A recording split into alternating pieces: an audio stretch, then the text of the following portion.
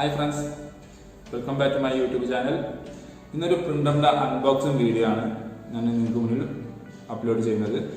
ഏതെന്ന് വെച്ചാൽ എപ്സന്റെ നോർമലായിട്ട് കോമൺ ആയിട്ട് യൂസ് ചെയ്യുന്ന ഡോട്ട്മാട്രിക്സ് മോഡലായ LQ310 എന്ന പ്രിന്ററിന്റെ ഒരു അൺബോക്സിംഗ് വീഡിയോ ആണ് നിങ്ങൾക്ക് മുന്നിൽ പരിചയപ്പെടുത്തി തരുന്നത്.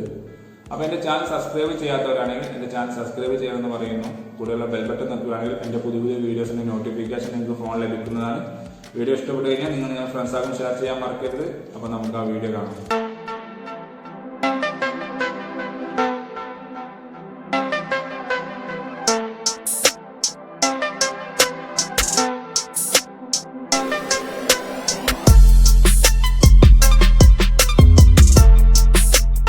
അപ്പോൾ ഇതാണ് എപ്സന്റെ LQ310 പ്രിന്റർ. ഇതിൻ്റെ അകത്താണുള്ളത്. അപ്പോൾ നമുക്കിത് ബോക്സ് ഓപ്പൺ ചെയ്യാം. അപ്പം ഇതിൻ്റെ സ്പെസിഫിക്കേഷൻ ചെറുതായിട്ട് ഇതിൻ്റെ സൈഡിലൊക്കെ കൊടുത്തിട്ടുണ്ട്. എല്ലാവർക്കും അറിയാം ഇത് ഡോട്ട്മാട്രിക്സ് ആണ്. അതിൻ്റെ ഉപയോഗം എന്താണെന്ന് ഒരു ഇത് എല്ലാവർക്കും അറിയാം. അങ്ങനത്തെ ആളുകളാണ് ഇത് വാങ്ങുന്നുള്ളൂ.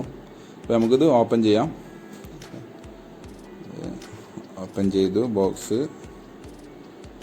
അപ്പോൾ അതിൻ്റെ ഉള്ളിൽ എന്തൊക്കെയുള്ളത് നോക്കാം.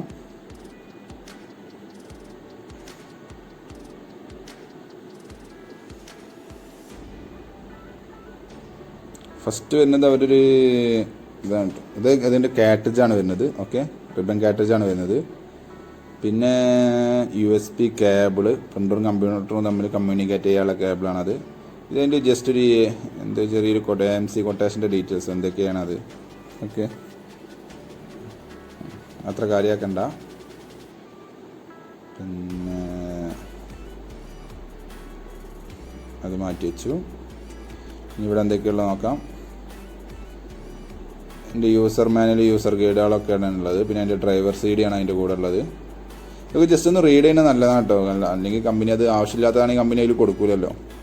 അപ്പോൾ നോക്കുക, ശ്രദ്ധിക്കുക, ഒന്ന് വായിച്ചു നോക്കുന്നത് നല്ലതാണ്. ഇനി ഇവിടെ എന്താ ഉള്ളത് നോക്കാം. ഇത് ജസ്റ്റ് ഇതിൻ്റെ ഒരു ഹോൾഡറാണത്. നമുക്ക് ഈ തെർമോകോള് ഒന്ന് ഒഴിവാക്കാം.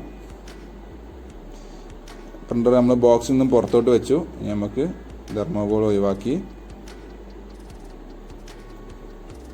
രണ്ട് സൈഡത്തെ തെർമോ പീസും ഒഴിവാക്കണം.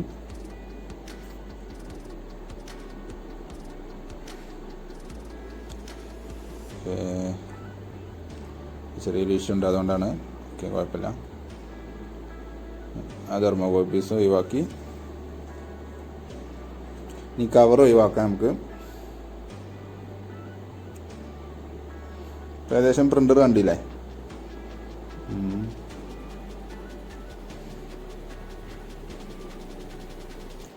കവറാണ് നമ്മൾ ഒഴിവാക്കുന്നത്.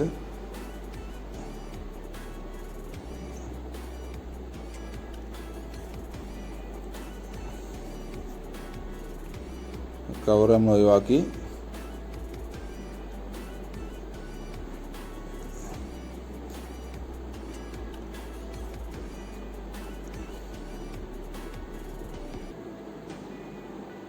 നല്ല സ്ഥലമല്ലേ.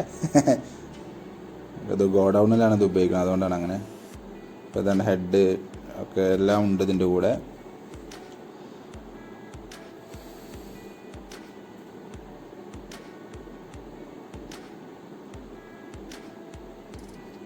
നമ്മൾ നേരത്തെ കണ്ട ഒരു ക്ലിപ്പ് അതുണ്ടോ, റിങ് ഹോൾഡർ പറഞ്ഞില്ലേ. ഇത് എന്തിനാ എവിടെ വെക്കുന്നത് നമുക്ക് നോക്കാം. അത് കവറിൽ നിന്ന് ഒഴിവാക്കി ഇത് എവിടെയാണ് ഫിറ്റ് ചെയ്യേണ്ടത് ഞാൻ പറഞ്ഞുതരാം. പേപ്പർ അങ്ങോട്ടും ഇങ്ങോട്ടും പൊസിഷന് തെറ്റാതെക്കാൻ വേണ്ടിയിട്ടുള്ളതാണ്. ഒന്നുണ്ട്, രണ്ടെണ്ണം ഇവിടെയും ഫിറ്റ് ചെയ്യണം. ജസ്റ്റ് ഒന്ന് ഇറക്കി വെച്ചാൽ മതി. ആ ഹോളിലേക്ക് ഒന്ന് ഇറക്കി വെച്ചാൽ മതി. ഇല്ലെങ്കിൽ ഇവിടെ ഇത് വെക്കാൻ കാരണം എന്ന് വെച്ചില്ലെങ്കിൽ പ്രിന്റ് ചെയ്യുന്ന സമയത്ത് പിന്നെ അത് പേപ്പർ ഉള്ളിലേക്ക് പിക്ക് ചെയ്യാൻ ചാൻസ് ഉണ്ട്. അപ്പോൾ അതിന് വേണ്ടിയിട്ടാണ് അത് യൂസ് ചെയ്യുന്നത്. പലരും ഇത് ഉപയോഗിക്കാറില്ല. ഇനി മറ്റേ ബാക്കിയുള്ള രണ്ട് പീസും എന്തുണ്ടോ ആ പേപ്പർ ട്രേൻ്റെ അവിടെ വെക്കുക. ഓക്കെ, രണ്ടും അവിടെ വെച്ച് കൊടുക്കുക.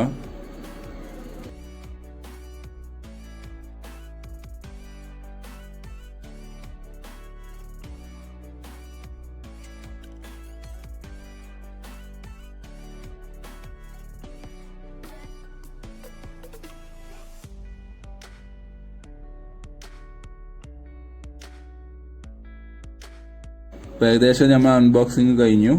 ഓക്കെ, ഇനി കാറ്ററിജ് ഇട്ട് കൊടുക്കുക, റിബൺ കാറ്ററിജ് ഇൻസർട്ട് ചെയ്യുക. എന്നിട്ട് പേപ്പർ ലോഡ് ചെയ്താണ്ട് പ്രിന്റ് ചെയ്താൽ മതി. അങ്ങനെ കാറ്ററിജ് ഇൻസർട്ട് ചെയ്യലെന്നുള്ളതും പിന്നെ അതിൻ്റെ കമ്പ്യൂട്ടർ തമ്മിൽ കമ്മ്യൂണിക്കേറ്റ് ചെയ്യാനുള്ള സോഫ്റ്റ്വെയർ എങ്ങനെ ഇൻസ്റ്റാൾ ചെയ്യലെന്നുള്ളതൊക്കെ ഞാൻ വേറെ വീഡിയോയിൽ അപ്ലോഡ് ചെയ്തിട്ടുണ്ട്. ജസ്റ്റ് ഒന്ന് കണ്ടാൽ മതി. ഈ ചാനൽ തന്നെ താഴോട്ട് നോക്കി കഴിഞ്ഞാൽ ഉണ്ടാവും. അപ്പം ഇത്രയേ ഉള്ളൂ.